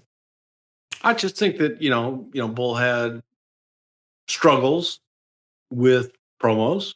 Yeah. So it's kind of hard to relate to the audience when you can't talk to him. I thought that he had, look, man, there were moments, tremendous worker. And like I said, during this time where it would be like, holy shit, impressive for a big man. And I thought he had a decent run. But again, no doubt. Promos just kind of held him back. And what an impressive finish here. It's a leg drop off the top rope. It's going to get some oohs and ahs from the crowd. Meltzer gave it a 1/4 star. Ice-T is one of the few celebrities that's on this show. I mean, once upon a time, you guys would load up WrestleMania with as many celebrities as possible. Did you recognize at this point, you're so hot, you don't really need it? You're going to sell out either way, and this is a waste of resources? Or Why the decision to maybe not involve as many celebrities on this one? Do you? We shied away going back, after Tyson and really shied away and looked at our superstars or the celebrities, and that's what people want. I think there's a happy medium because it had been established for so many years from WrestleMania 1, the number of celebrities that were a part of it, and I think that made WrestleMania different and unique and special. So, in moderation, as Chavo Guerrero used to say, I think that celebrities are good and they're nice to have on the show and give you a let me up, and it also gets you publicity outside of the bubble in which we live. Next up, it's the hardcore title. Bob Holly is going to wind up holding the hardcore title. It's going to change hands 10 times in 15 minutes. It's a 13-man free for all. Crash Holly, Taz, Viscera, Rodney, Pete Gas, Joey Abs, Taka Michinoku, Sho Funaki, the Headbangers, and the Acolytes. We even had, I can't believe this is real, people bleeding in this. Crash and Pete Gas are going to be bleeding a lot. Taz is suplexing Gas on the floor. I mean, listen, there's some hard hitting stuff in here. And there's a bit of a situation, if you will. The referee, Tim White, is going to count 2, and Crash may have rolled his shoulder, but he definitely didn't kick out, and the bell rang. So the announcers are acting as if Crash has won, because that would be a logical conclusion based on what you've seen. But then it was announced that actually somehow Bob pinned him. And we don't have really details of how that happened, other than Bob was supposed to win based on what we've been told, but the finish didn't go down exactly as planned. Some of the glass, by the way, did get in Taz's eye. He's going to sell it at the finish more than he really had the rest of the time. Didn't cut his eyeball in real life, but he did have to have a small piece of glass taken out of his eye backstage. This was, is this the definition of a clusterfuck in wrestling? Well, it was a hardcore match. So I'm just saying, like, one of the same. The finish being a little screwy and we got glass in dude's eye. There's a lot going on here. There was definitely a lot going on there. Do you remember how this match got screwed up with the finish? Timing. Just that many people. It's not like it's a major conspiracy. It was just a timing thing that, you can't, once you've got a clock up, you got to go and you got to have great timing. Timing got screwed up. I just read a report that America is now in more credit card debt than ever before, more than $1.1 trillion. My grandfather used to say, there's no stress like money stress, son. Well, are you feeling that right now? Let me help. You've got a friend in the mortgage business and me, and I've helped families just like yours save hundreds of dollars a month. Seriously, we've helped listeners to this podcast save up to $800 a month. At SaveWithConrad.com, we routinely help our podcast listeners consolidate all of their high interest rate credit cards into just one much lower monthly payment. Would you like to lower your monthly payments? Wouldn't it be nice to skip your next 2 house payments? Are you finally ready for some breathing room and peace of mind? Start saving money today with your friend in the mortgage business, me, at SaveWithConrad.com. You don't need perfect credit. You don't need money out of your pocket. And if we can't help you save some cash, we won't waste your time. You see, at SaveWithConrad.com, we don't say no. We say not yet, but here's how. We want to be your mortgage advisor for life. So find out how easy it is to finally get rid of your credit card debt once and for all, get a much lower monthly payment, and even skip your next 2 house payments. Let's find out how much money you can save for free at SaveWithConrad.com. NMLS number 32416, equal housing lender. SaveWithConrad.com. Bob Holly calls Michael Cole a piece of shit afterwards in the live interview. I can't imagine that was something that was greenlit. Is that just no? Yeah. Goodness gracious. Absolutely not. Next up, we've got Test and Albert beating Al Snow and Steve Blackman. Old Head Cheese here. Oh. So TNA against Head Cheese. No heat. Meltzer would say this was so bad that even Jim Ross, about 4 minutes in, started with code words about how the teams were having a styles clash, and even did the dreaded bowling shoe reference, which means he knows the match is in the toilet. Yeah. Negative star and a quarter. This would be one of those, we talk about chemistry. This would be one of those lack of chemistry. Yes. Yes. Clash of styles. At this point, does the show feel snake bit? I mean, are you on headsets in the back looking at Vince like, oh man, this is swinging a miss? Where he was, but yeah, it was just, it's kind of one of those you got to drudge through to get to the good stuff, to get to the state, by God. Well, here we are. The sizzle was a fizzle. The sizzle was a fizzle. I like it. Edge and Christian are going to win the tag titles in a 3-way ladder match over Matt and Jeff. And of course the Dudley boys, they go 22 minutes and 29 seconds. I think it's pretty much unanimous. This is the best match on the show. It gets 4 stars. It's unbelievable. We can't do it justice. This is before the WrestleMania 17 TLC that everybody talks about. Go a year prior and watch this one. Meltzer would say, it is what wrestling is becoming. So by that standard, it was an excellent match, even if it didn't get excellent heat or build much. But in a business that probably needs to tone down before things get worse, this being the example of an excellent match that's only going to make things escalate. Well, he hit that nail on the head at the end. And you've talked about this a little bit, that you would see Michael Hayes in particular being a guy who would advocate for Jeff Hardy to do crazy stunts. And Lord knows he's done more than his fair share. But could you see that that's where this was headed after the very first crazy match like this at WrestleMania 16? Well, it definitely had legs. Yeah. Yeah. You looked at these guys and they were willing to put it all out there for the audience. Frankly, from my point of view, it's not something that I want to see, every week, but it's definitely one of those holy shit moments that people remember and go, oh my God. And you wonder, from my perspective, God, can they top that? That was the fear, as you look at, and they did, look, they did. But I think that this was kind of that benchmark that for each and every one of these teams, people went, holy cow, man, they're players. They're really fucking great. And this is really, it feels like this is a foreign sentence that shouldn't make sense, but going into this, I don't know that many people would have guessed that Edge and Christian were going to win. We know that they're going to have an incredible run, but this is actually their first time winning the tag titles. So at that point, the Dudleys have done it. The Hardys have done it. Edge and Christian, you kind of made them that night, and they would go on quite a run with these. This was a match that made that tag team, right? Yes.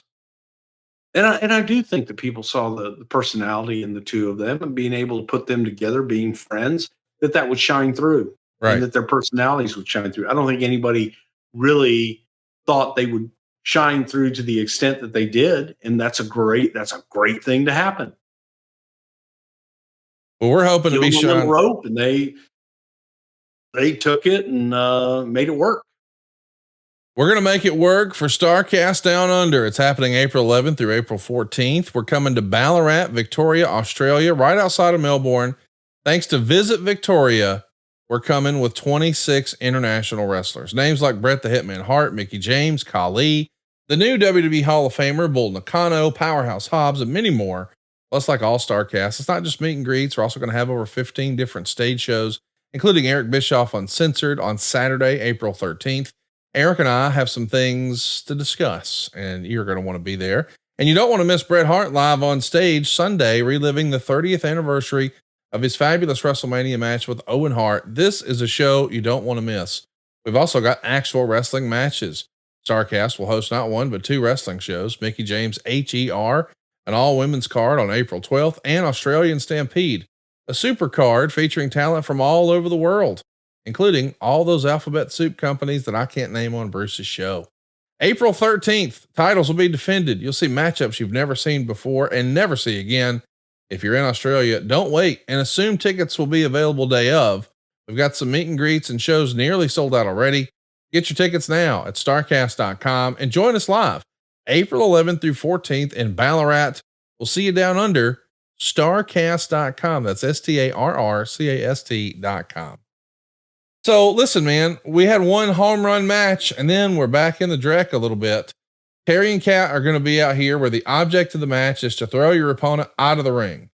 Meltzer would say it was a spectacle, and that's probably as kind as we can be. Val Venus is the special guest referee. We got Moo and Mae. It's on the Peacock Network if you want to see it, but it gets a negative star. Let's move on. Too Cool and China are here in a 6-man to take on Dean Malenko, Perry Saturn, and Eddie Guerrero. It's better than the average match, according to Meltzer. He liked it, gave it 2.5 stars. Anytime Eddie Guerrero and Dean Malenko are in the match, you know Dave's going to dig it. They went right for a finish where China goes for a press slam, although the Guerrero doesn't get himself in a position maybe to make it work right. And a little reverse DDT. There's the pin. So China gets the win, but I don't know, man. Not really the WrestleMania debut I'd want to make if I was Eddie Guerrero or Dean Malenko. I mean, Eddie's WrestleMania debut is him getting pinned by China. I'm sure he was cool with it. He clearly did it, but it's not the sign of what's to come for Eddie at WrestleMania. Things are going to be looking up. It was a great debut. And yes, I mean, you know, they looked at it as something that was different and you wouldn't call it. So yeah, it had everybody talking. And that's, you know, that's where the outside people, oh my God, this would be so embarrassing. This is horrible. Why would you do this to Eddie Guerrero? Man, Eddie was on board because he understood it. Yeah. And understood that it would have people talking about it. And he would be in the conversation. So rather than do the 18-star Tokyo Dome match, no, they did a star with stars and made somebody and had people talking about it. And that's what a great worker does. And that's what Eddie Guerrero understood and knew it was the first step doing something with China, which was absolutely fabulous. Speaking of great workers, boy, the next match is eat up with them. Chris Benoit is going to wind up as the Intercontinental champ and Chris Jericho as the European champ. It's a 3-way match where there's 2 pinfalls. Kurt Angle came in as the champ, but he manages to lose both belts without getting pinned. 13 minutes and 35 seconds. Meltzer would say this was technically the best wrestling match on the show. No surprise there. He gave it 2 3/4 stars. I like that you're getting the belts off of Kurt, but doing it in a way where it protects Kurt. He's obviously got rematches lined up for both guys, or he can slide right into the world title picture, which we know eventually he will. But that's a pretty cool way to, you know, you made him, you established him, you made him the champ like this, and now get the belts off him in a entertaining way. Yeah, you don't beat him. Yeah. I thought it was excellent. I thought it was an excellent match and an excellent story. The old school in me, I'm one of those guys that, man, you win the title by beating the champ, you lose the title by, you know, losing the title. The guy beats the champion. This worked. I mean, this worked. This worked for the mystique that we had created around Kurt Angle. And it worked to, like you said, we got both titles off of him without beating him. It was a great match and nobody was bitching about that. I think that the audience got to see a hell of a 3-way match and got to see, you know, Kurt lose without losing. And that pissed people. That added to the heat of Kurt Angle. Well, one of the things I wanted to ask you about, because I think Meltzer touched on it, and I know Jericho did once upon a time. The Intercontinental belt should have been the second fall because the European title is traditionally considered a joke. So the emotional climax had already taken place and they were still out there. Because the European belt doesn't mean much when the match picked up, it just didn't seem as important. I think that's a fair criticism. If you had one thing about this to change, you'd probably agree, right? Make the European title. Okay. Why can't you make that mean something in that second fall? It means as much as you make it mean. And if that's his feeling going into it, or that's anybody else's feeling going into it, then you're stuck in that. But if you don't make the attempt to make it mean more, then it never will. Where's the European title today? It's dead. So it meant less. Dead. Right? It's in Europe. Why didn't y'all promote it? Why couldn't you make it matter? Why were you incapable of getting that belt over? I think that there was a general feeling, and amongst talent and everybody else. I don't think that it was treated the same, and that goes on us. That goes on everybody, because again, it was looked at and viewed in that way. And I think in attempts to try to make it mean more, that a lot of times the talent and everybody else would treat it, announcers, everybody would treat it as a secondary championship. Yeah. So, that's on everybody. But here's an attempt to do it. And then people still go, oh, well. But unless you do it, unless you try it, you're never going to know. So there was attempts made, but I just don't think the audience. To me, it's kind of like the TV title. Okay. TV title being defended in live events. To me, I never understood that. Agree. I thought that was stupid. Okay. European title being defended in the United States. Okay. Yeah, I get it. It's a championship and you want to, make it this global championship, but it's a European title defended in Europe. Keep it for your international tours. The people in Anaheim or the people in Kansas City don't care. Well, I get why we have a U.S. title. So I think it's clear that you prefer the U.S. title over the European title. Because I'm an American and I live in the United States. So to me, that's a championship that's defended here. I don't like the United States championship being defended somewhere else. It's not in the United States. So where should the Intercontinental title be defended? Intercontinentally. I was hoping you'd say that. Thank you so much. Let's talk about the co-main event. Not really, but it's Kane and Rikishi Fatu beating Road Dogg and X-Pac. They're going to be rushed. They only get 4 minutes and 16 seconds. Rikishi's going to rub his butt. Well, really nowhere near the vicinity of Rose's face. Or Pete Rose is here. The San Diego chicken. Come on. I mean, listen, we're keeping all this stuff going. It's a fun WrestleMania moment. I'm a fan of it. And, man, based on what I saw on social media over the weekend, maybe the stink face is coming back. Let's talk about our main event. We're finally here. An interesting WrestleMania. A McMahon in every corner. Mick Foley has announced that if he wins, he's forfeiting and retiring again.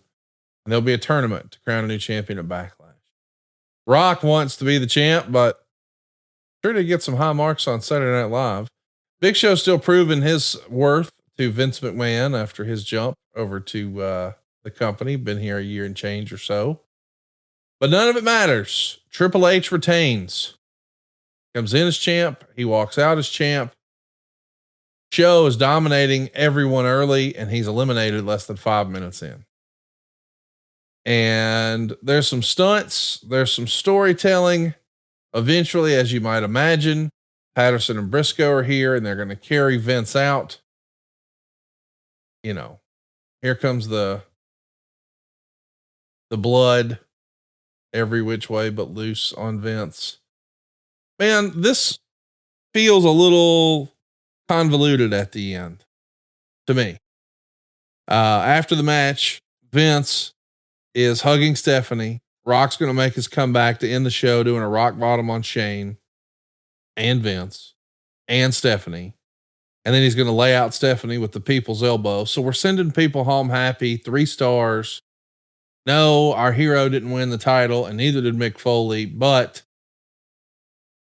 Stephanie got a people's elbow. This is kind of a weird WrestleMania main event for me. Is this the match was weird. Yes. The match up was weird. Yes. So again, I go back to, we should have done the singles, but it was an attempt to get to the same place you would have gotten to with the singles by adding shit on either side. And I don't think that, had we done the single, you would have gotten to the same place. So yeah, it was weird. It was weird. It was convoluted because it started out convoluted. It was a convoluted story in the very beginning that you got to try to get to the same place we could have gotten to with a single match of Triple H versus Rock. So to make everybody happy at the end, Rock comes out, stands tall, and Hogan must pose. It's wild, man. We've got, chair shots and barbed wire and blood and a McMahon at every corner. And it was not a great WrestleMania. It got 48% thumbs down in the Wrestling Observer. Only 33% thumbs up, 18.6% thumbs in the middle. But the show, because the company's so hot, did really well on pay-per-view. 824,000 buys. That would be a record for the company at that time. They'd never sold that many pay-per-views. And as a reminder, just the year prior was 800,000. The year prior to that was 730 and 98. But if you go back just a handful of years to 1997, you had 237 buys, 37,000 buys. So you're talking in a 3-year period, 98, 99, and now 2000. You went from 237 to 824. The growth of this company over those handful of years is unbelievable, is it not? Yes. Yeah, it was definitely on fire and moving upwards. How do you reconcile a show like this where fans don't love it? I know you guys, you said right up front, you hated the idea of this being a 4-way and you didn't like the story and you didn't like Mick coming back. So we all agree it was not a great show, but man, the show itself was a huge financial success. The name WrestleMania carried you, and it would be logical to think, are we going to lose any ground? And we know, well, next year's going to beat it. It's going to be even bigger, even better. Was there any concern that, oh man, we laid an egg, we can't do that again? Or did you feel like the show was good and we're just being this critical in hindsight? Look, I don't believe that I thought the show was good in the moment. And sometimes you can look at things and go, oh man, I'm not buying this. But the audience does. Right. The audience votes with their dollars. The audience votes by buying tickets and coming out and supporting something. So they obviously were interested and they were intrigued and they were invested. So what can you say? It was a success in that regard. Was it a artistic success to what I personally would have liked to have had? To me, no. To others, they may say, yeah, it was an artistic success because it was a success at the box office, which it was. Right. So that's hard to argue. I love it when people say, oh, nobody wants to see this, but yet you set you set records and continue to grow, but yet people, it's horrible. I think that the most outspoken usually are negative. And in this case, I was close to it and felt from a creative standpoint, I wasn't crazy about it, but at the same time, I understood it and we got on board, tried to make it all we could. But again, hindsight being 2020, it doesn't hold up. Doesn't hold up at all. But there's a lot, you look back, people look back at the Attitude Era, as the glory years. Oh my God, this was the greatest stuff. Go back and watch it. Some of those shows were rotten. But it was considered, that the glory years, and this is tremendous. All right, listen up. We've got great news. We're excited to announce a new affiliate partnership with Fanatics and the WWE Shop. It's an easy way to support your favorite podcasts. Shop official WWE gear and apparel by using our special URL, shopwrestlingmerch.com.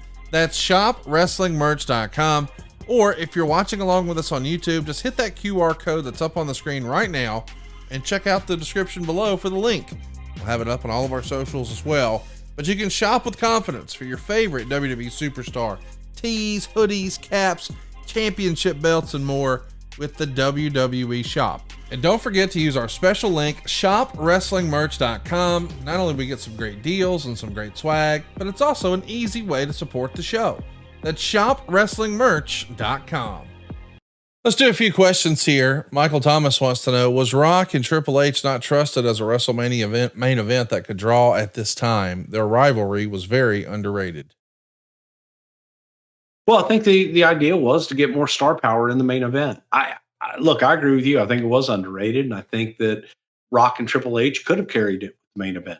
There was interest there. There was that rivalry that people could feel and were identifying with. So, I think the feeling was just load it up. Loaded up indeed. Here's a question from Instagram, a wrestling historian. This is a great one. Stone Cold versus Big Show is the original main event for WrestleMania 2000. True or false? Now, of course, we know Stone Cold's injured, so he's not here. Had he been able to pull it together, could that have been it? Yeah, that was false. What would it have been if Stone Cold could go? Do you recall? I think it probably would have been Steve and Triple H. But you know, they've had that Big Show. Big Show still needed time to get over. Putting Big Show in there was a push too. That was a rush. Putting Big Show in that scenario. So the feeling was, you know, Big Show debuted February of the prior year. Yeah. And you know, the idea was keep building him, and probably 2 or 3 years get to that, but wanting to build him as a monster.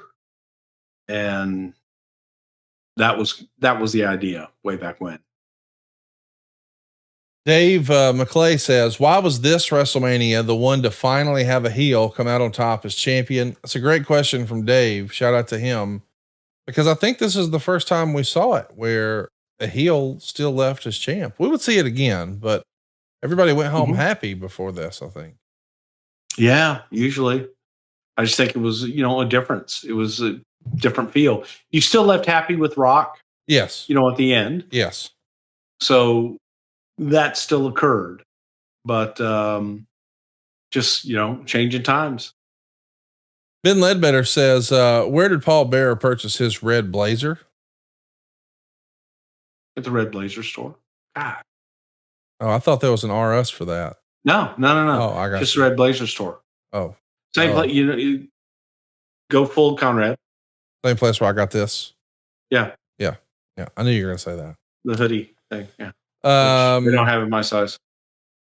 JM Wagner wants to know, does Bruce refer to this as WrestleMania 2000, or does he still call it WrestleMania 16? You know, it's crazy. I like the numbers, but I do refer to this as WrestleMania 2000. Don't ask me why. Just because that was the name of it. And that was an attempt to get away from the numbers. But I think everybody really liked the numbers going forward. And then you look at WrestleMania 17, it wasn't Roman numerals. It was just the 17. Yeah. So X7, wasn't it? Yeah. Oh, no, it was X8. No, X8. I think 17 was 17, right? Just I don't know. Who fucking. Michael McClanahan over from adfreeshows.com says, after the street fight at the Royal Rumble, was there any consideration to have Triple H and Mick Foley main event WrestleMania in a singles match? No, because Mick was gone. And then he wasn't. Mick retired. Drew Landry says, when I think of WrestleMania 2000, the tag team ladder match and the triple threat IC/Euro match come to mind, and not the main event. When something like that happens, is that an overperformance by the undercard, an underperformance by the main event, or a little bit of both? I think it's a variety show. And I think that, different folks have different preferences. So if you enjoyed those, awesome. If you didn't enjoy the last match, okay. But you got a little bit of everything all night long. So that's what the show is meant to do. Adam Arpin says, it's been said time and time again that you figure out what you want for the next WrestleMania and go backwards from there. If that's true, coming out of WrestleMania 15, what were the plans for Austin at WrestleMania 2000? Would it have been he and Triple H headlining, or would we have gotten Austin Rock Part 2 a year earlier? You sort of said that you thought for sure it was going to be Hunter. And I assume if it was Hunter, if Austin was ready to go, Austin wins, right? Maybe. Was there instead of Hogan must pose, if we go forward a generation, we're out of the golden era and we're into the attitude era now, is that Austin must drink? Probably so. I mean, legitimately, like, look, if it works, yeah. Yeah. I mean, especially in live events, yeah, definitely. You got to celebrate. Well, we're going to celebrate that we actually pinned Bruce to the mat on the road to WrestleMania, and we hope that you guys will join us next week. I've got 5 or 6 topics ready to go. I'll fan them all out and let Bruce pick a card. You know how that works. And I'll be picking from whatever's left. But we appreciate you guys joining us, and we are so excited that it's WrestleMania season. I hope everybody's watching Raw and SmackDown. I don't remember being this excited about a WrestleMania build in a long time. I know we don't talk about current stuff, Bruce, but WWE has been a heck of a lot of fun, and everybody listening to this appreciates all the work you guys are doing. And thanks for making time to join us today here, and be sure to join us next week. In the meantime, check us out at somethingtowrestle.com. That's where you can find all the archives. That's also where we're going to be soliciting questions and running polls for new topics. We aren't going to be polling on social media anymore. We're going to be polling on our YouTube channel. You can catch all of our archives at somethingtowrestle.com. By the way, if your business targets men 25 to 54 years old, no better place to advertise than right here with us. Find out how affordable it is at advertisewithbruce.com. If you would like to keep up with us on social media, it's at Prichard Show on Twitter and Instagram. It's Something to Wrestle over on Facebook. I am at Hey It's Conrad Thompson on IG and at Hey It's Conrad on Twitter. You can check Bruce out if you want at Bruce Prichard on Twitter and at the Bruce Prichard on IG, but he ain't going to post nothing. And if you want some shirts, man, we can hook you up, including our brand new Working Bear Wrestling Academy shirt. It's available at somethingtowrestleshirts.com. We got lots of comments about these Working Bears from our Territory Days episodes. And that shirt is available now at somethingtowrestleshirts.com.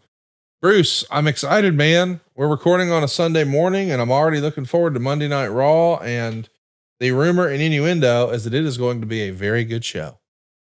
Always. All right, Bruce is a top. Well, I gotta make a shout out here. Okay. I got to shout out to Megan Thompson. If you check out on X, Twitter doesn't exist anymore, but if you go to X and check out Conrad Thompson's X account, give a big shout out to old Megan Thompson, who just performed. What was the name of the championship she just performed in? I think it was the Samson Showdown in Las Vegas. Samson Showdown in Las Vegas, man. And she kicked ass and absolutely looks incredible. And congratulations to her and much love. Dude, she transformed her body, worked really, really hard over 18 months. And she's going to start posting more often over on Instagram. She's not really used her social media very much. But at Meegs Thompson, at MEEGS Thompson is where you can find her on IG and keep up with what she's doing next. Cause I think, Bruce, that she's going to continue. And the rumor and innuendo is she might be eyeing a pro card. So I guess this is a whole new way of life now, Bruce. How about that? There you go. It works. Yeah. Shout out to the wife, Mrs. Thompson. And we appreciate you guys' support. If you haven't already, be sure to check us out, somethingtowrestle.com. And we hope to see you next Friday right here on Something to Wrestle with Bruce Prichard. That's me. Rock on.